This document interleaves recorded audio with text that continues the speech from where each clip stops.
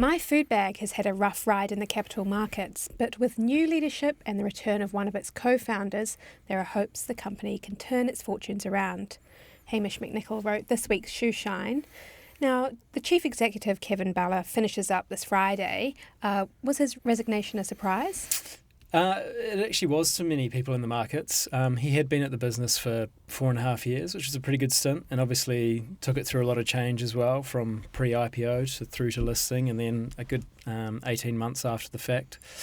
But it has, it did come as a surprise. It did come sort of a month or so after Cecilia Robinson rejoined the board, and about a month or so after the AGM as well. And the analysts I spoke to sort of said there was no hint that there was any sort of suggestion that this was coming. And the NZX announcement announcing his resignation did say, he resigned overnight, that classic line, the time was right, all this sort of thing. So it does appear to somewhat have come out of the blue. But on the other hand, given the experience they've had in the capital markets, they listed at $1.85. The share price is now sort of in and around 60 cents. It's a massive drop. This was one of the most hotly anticipated IPOs in New Zealand for years. Super high profile company, something everyone understands, probably a lot of people use as well.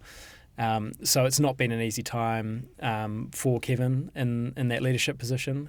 The company constantly gets grilled about its share price. The two AGMs that they've had as a listed company have both focused on the share price. And I even asked Kevin, are you getting sick of it? At the end of the last AGM, and he sort of said, yeah, kind of. So there's a sense that maybe he's pretty tired, but also there is a bit of optimism out there that maybe some fresh blood can help turn this thing around. So how's the company been faring as of late? So one interesting thing is that the company has sort of done what it said it would in its prospective forecast. It's met and even bettered a lot of what it said it would do, which again sort of doesn't match the share price experience that they've had. But more recently, just before the AGM in August, they put out a trading update for the first 4 months of the year, which basically said, yeah, look, these pressures we've been facing, inflation, COVID challenges, staffing shortages and stuff, they're still there. They're still really impacting us, and we are now sort of anticipating that our earnings for this 2023 full year will probably be down on what they were in 2022. The company made a net profit after tax of $20 million. And what's sort of interesting at the moment is all these meal kit companies only came about after the last GFC. So they've never really experienced a downturn. And so the question that has been on a lot of analysts' mind for a while now is, as the cost of living goes up, as the cost of food in particular goes up, how does a service like this fare? Is it still considered to be competitive against supermarkets? Or is it sort of seen as maybe a luxury that we can afford when times are all good? But when you're sort of buckling down, consumers, households are trying to spend less on food, maybe it's the sort of thing that you think we can put it to one side and do it cheaper ourselves. So a lot of analysts are sort of looking at that, and there's more and more evidence now that the impacts that we're seeing on consumer discretionary spending are actually impacting the business. Customers are trading down from the sort of fully fledged offer to bargain box. So they are keeping customers. It's just they may be sort of changing their product mix a little bit. So that's going to be really interesting to watch, obviously, over the next little while as those pressures continue. Do you think there's any cause for optimism? Yeah, so the company has for a little while now talked about trying to sort of get into different kinds of opportunities. They've got a lot of people talk up the distribution network that they've established. So they've got 2 plants up here in Auckland. They've got a recently commissioned one down in Christchurch.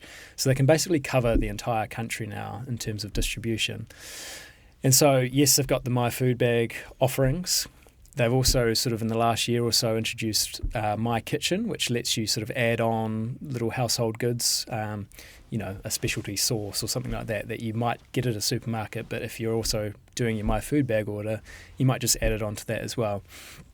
But they have also talked about trying to use that distribution network to try and sell other things to companies, to customers as well. So they have talked a lot about M&A, trying to introduce new product lines, different areas, and like I say, take advantage of that massive distribution network that they've been able to set up.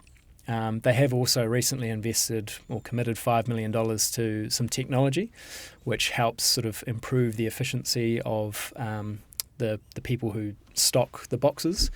And basically that technology, sort of you scan a box, it lights up what products it needs to go into that box. And that's supposedly, they've gone through quite a thorough process to choose that vendor. They've decided on who that's going to be, and that should be up and running sort of middle of next year.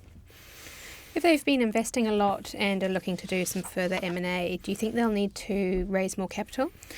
They've got a pretty strong balance sheet at the moment, and that's often something that people point to as well, is they're actually doing pretty well for cash. They've been paying dividends, so there's no hint or expectation of that at all. That $5 million, they've more than covered for that. So it's sort of, they're sticking within their budget at the moment. And in terms of M&A, they're not necessarily looking for a massive splash on anything. So there's no suggestions that they need to do that just yet. And so what are people expecting from a new chief executive? So there's no expectation that an appointment will be made before Christmas. In the meantime, Mark Winter, the CFO, is sort of interim CEO. He's seen as a pretty safe pair of hands. He's been at the business for a while. A couple of analysts have spoken to the board. They're pretty confident that nothing else is going on here. Kevin has just decided to resign. So in terms of what might come next, as I was talking about with that distribution model, someone with real extensive experience in logistics and distribution, to try and take advantage of that and really leverage that network in other opportunities. People also mentioned maybe people with technology experience. This is a kind of a tech business as well. The only way that they communicate with customers is through the app and through the website and stuff like that as well. So if you're expanding that into other products, maybe you need someone with some technology as well. And Cecilia Robinson's reappointment to the board, she obviously co-founded the business. She was an owner and sold down quite a lot, which she got criticised for, but she still does have a stake in the company and says she's still a customer as well. It's sort of seen that maybe she brings a lot of the brand and marketing expertise. There's an expectation that My Food Bag might expand its board and add another director over the next year or so as well. And so maybe the person that you need in the CEO role changes, and they can the board now can really think about what skills they need and how best to fill those amongst all those roles, which is why, again, people are sort of happy that Winter's in the role for now. Buys them a bit of time. They can really do a thorough search to find who they need. Hamish, thanks for your time.